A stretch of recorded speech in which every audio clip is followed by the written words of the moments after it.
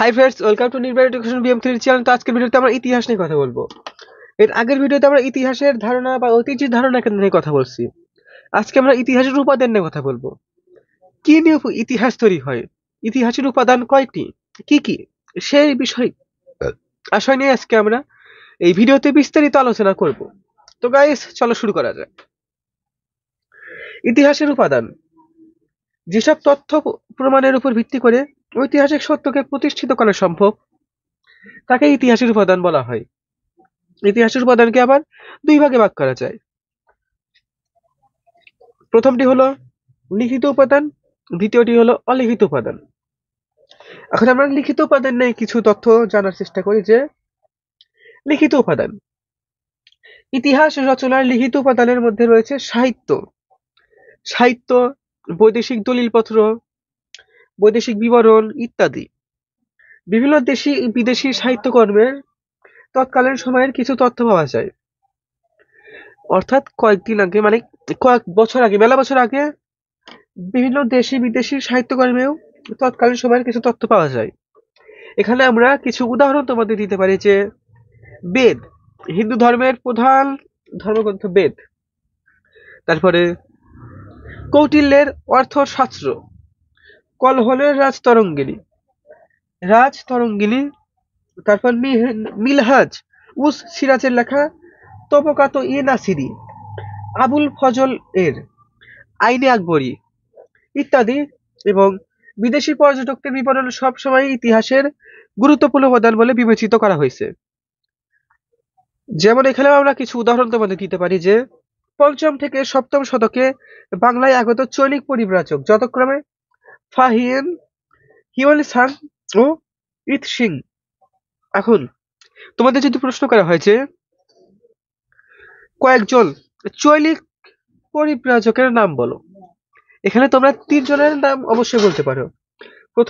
প্রথমজন হলেন হা হিয়েন, দ্বিতীয় জন হিউয়েন-সাং, তৃতীয় জন ইৎসিং। পরবর্তী সময়ে আফ্রিকান পরিব্রাজক ইবনে বাতুতা। এখানে আফ্রিকান একজন পরিব্রাজকের কথা বলা হয়েছে, ওনার নাম ইবনে বতুতা। ইবনে বতুতা সহ অন্যদের লেখাতেও এই অঞ্চল সম্পর্কে বিবরণ পাওয়া গিয়েছে। এসব বর্ণনা থেকে তৎকালীন সমাজ, অর্থনীতি, রাজনীতি, ধর্ম, আচার, অনুষ্ঠান সম্পর্কে অনেক তথ্য আমরা পেতে পারি বা পাওয়া গেছে। ইতোমধ্যে সাহিত্য উপাদানকে আবার 5 ভাগে ভাগ করা হয়েছে। প্রথমটাই হলো জীবনী গ্রন্থ, সন্ধ্যাকর নন্দীর রামচরিত, বঙ্গবন্ধু শেখ মুজিবুর রহমানের অসমাপ্ত আত্মজীবনী ইত্যাদি। দেশীয় সাহিত্য, দ্বিতীয়টি হলো দেশীয় সাহিত্য, কলহলের রাজতরঙ্গিনী, কালিদাসের মেঘদূত ইত্যাদি। এবং তৃতীয়টি হলো বিদেশিদের বিবরণী, মেগাস্থিনিসের ইন্ডিকা, ফাহিয়েন এর লেখা ফো হেও কি, হিউয়েন-সাং এর লেখা সি ইউ কি ইত্যাদি। এবং প্রাচীন ধর্মগ্রন্থ, রামায়ণ, মহাভারত, পুরাণ ইত্যাদি। এবং 5 নম্বর গুলো হলো অন্যান্য প্রাচীন পাণ্ডুলিপি, সন্ধি চুক্তি, কৌটিল্যের অর্থশাস্ত্র ইত্যাদি। এবং ইতিহাসের উপাদানের দ্বিতীয়টি হলো অলিখিত উপাদান। এই অলিখিত উপাদানকে আবার প্রত্নতাত্ত্বিকও বলা হয়ে থাকে সোজা সাপটা ভাষায়। এখন আমরা অলিখিত উপাদান সম্পর্কে কিছু তথ্য জানার চেষ্টা করি। যে যেসব বস্তু বা উপাদান দেখে আমরা বিশেষ সময়, স্থান বা ব্যক্তি সম্পর্কে বিভিন্ন ধরনের ঐতিহাসিক তথ্য পাই, সেই সব বস্তু উপাদানই হলো প্রত্নতত্ত্ব নিদর্শন। প্রত্নতন্ত্র নিদর্শনই মূলত অলিখিত উপাদান। অর্থাৎ অলিখিত উপাদান কি? এক শব্দে প্রত্নতন্ত্র নিদর্শন, প্রত্নতাত্ত্বিক নিদর্শন। এখানে প্রত্নতাত্ত্বিক নিদর্শনে আবার 6 ভাগে ভাগ করা হয়েছে। প্রথমটি হলো লিপিমালা, সরকারের লিপি, যুদ্ধ বিগ্রহ, ভূমিদান, রাজার আদেশ, রাজার নাম, রাজার জয়, রাজত্বকাল, ধর্মবিশ্বাস প্রভৃতি সম্পর্কে জানা যায়। এবং এখানে আছে বেসরকারি লিপিও, এগুলো সাধারণত পাথরের মন্দিরের গায়ে লেখা হতো। মুদ্রা, দ্বিতীয়টা হলো মুদ্রা।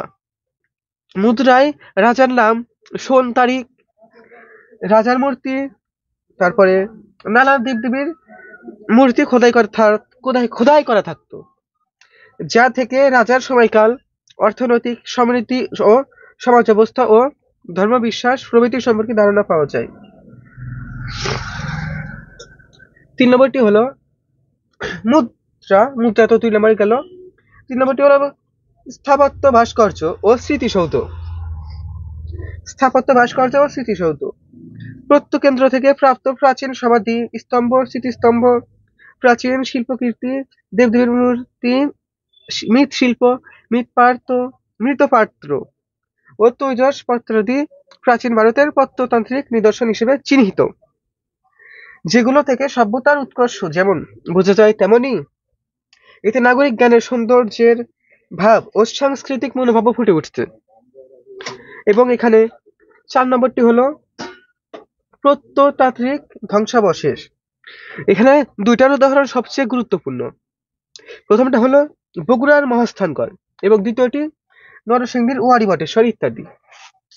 এবং এখানে অলিখিত উপাদান অর্থাৎ প্রত্নতাত্ত্বিক নিদর্শনের 5 নম্বরটি হলো প্রচলিত বিশ্বাস বা প্রথা।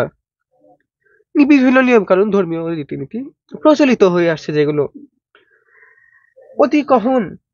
অতি কথন, রূপকথা, গান, কাহিনীমালা ইত্যাদি।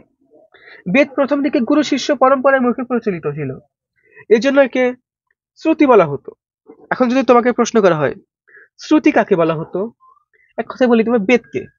কারণ আগে গুরু শিষ্যদেরকে কোনো কিছুতে লিখিয়ে না, শুধু মুখে বলতো এবং শিষ্যরা শুনেই সেগুলো মনে রাখার চেষ্টা করত। পরবর্তীকালে একাধিক রচয়িতা যেমন উদাহরণ দেয় যে ঋষি বশিষ্ঠ, বিশ্বামিত্র, ভরদ্বাজ, রামদেব, ভৃগু প্রমুখ দীর্ঘদিন ধরে বেদ রচনা করেন। এবং এখন আমরা অলিখিত উপাদানের একদম শেষ উপাদান 6 নম্বর উপাদান পুঁথি। একসময় পুঁথিও মানুষের মুখে মুখে প্রচলিত ছিল। তো গাইস, এখন আমরা প্রায় ভিডিওর শেষ দিকে আসছি। তো এখন আমরা ভিডিওটিতে যা যা এখন শর্ট করে একটু বলে দেই। এই সমস্ত প্রত্নতান্ত্রিক নিদর্শন বৈজ্ঞানিক পরীক্ষা নিরীক্ষা এবং বিশ্লেষণের ফলে সে সময়ের অধিবাসীদের রাজনৈতিক, সামাজিক, অর্থনৈতিক অবস্থা সম্পর্কে ধারণা পাওয়া যায়। ধারণা করা সম্ভব প্রাচীন অধিবাসীদের সভ্যতা, ধর্ম, জীবনযাত্রা, নগরায়ন, নিত্য ব্যবহার কার্য, জিনিসের ব্যবসা বাণিজ্যের অবস্থা, কৃষি উপকরণ ইত্যাদি সম্পর্কে। এখানে আমরা একটা তোমাদের উদাহরণ দেওয়ার চেষ্টা করি। উদাহরণ হিসেবে উল্লেখ করা যায় যে সিন্ধু সভ্যতা, বাংলাদেশের মহাস্থানগড়, পাহাড়পুর, ময়নামতি ইত্যাদি স্থানের প্রত্নতন্ত্র নিদর্শনের কথা। নতুন নতুন প্রত্নতন্ত্র আবিষ্কার বদলে দিতে পারে একটি জাতির ইতিহাস। যেমন একটা উদাহরণ আমরা এখানে দিতে পারি, সম্প্রতিকালে নরসিংদীর ওয়ারী বটেশ্বর প্রত্নতন্ত্র আবিষ্কার। ওই অঞ্চলের প্রত্নতন্ত্র নিদর্শনে প্রমাণ হয়েছে যে বাংলাদেশে 2500 বছর পূর্বেও নগর সভ্যতার অস্তিত্ব ছিল। এই আবিষ্কারের ফলে বাংলার প্রাচীন সভ্যতার নবদিগন্ত উন্মোচিত হতে যাচ্ছে। বলতে যাচ্ছে প্রাচীন বাংলার সভ্যতা সম্পর্কে অনেক ধারণা, কিছু মিথ্য ধারণা ছিল, কিছু সত্য ধারণা, সেগুলো পাল্টে যাচ্ছে। অদূর ভবিষ্যতে নতুন ভাবে লিখতে হবে বাংলার প্রাচীন ইতিহাস। তো গাইস, আজকের ভিডিওতে এই পর্যন্ত। আজকের ভিডিওতে আমরা ইতিহাসের উপাদান, বিশেষ করে লিখিত উপাদান, অলিখিত উপাদান সম্পর্কে বিস্তারিত আলোচনা করার চেষ্টা করছি। এরপরে ভিডিওতে ইতিহাসের প্রকারভেদ সম্পর্কে আলোচনা করা হবে। তো আজকের ভিডিওটি কেমন লাগলো তোমাদের? যদি ভিডিওটি ভালো লেগে থাকে অবশ্যই একটা কমেন্ট করে যাও। যদি ভিডিওটি খুবই ভালো লেগে থাকে তো অবশ্যই একটা লাইক করো। ভালো লাগলে একটা লাইক করো, ভিডিওতে শেয়ার করে দাও এই ভিডিওটি এবং সাবস্ক্রাইব করো নিউ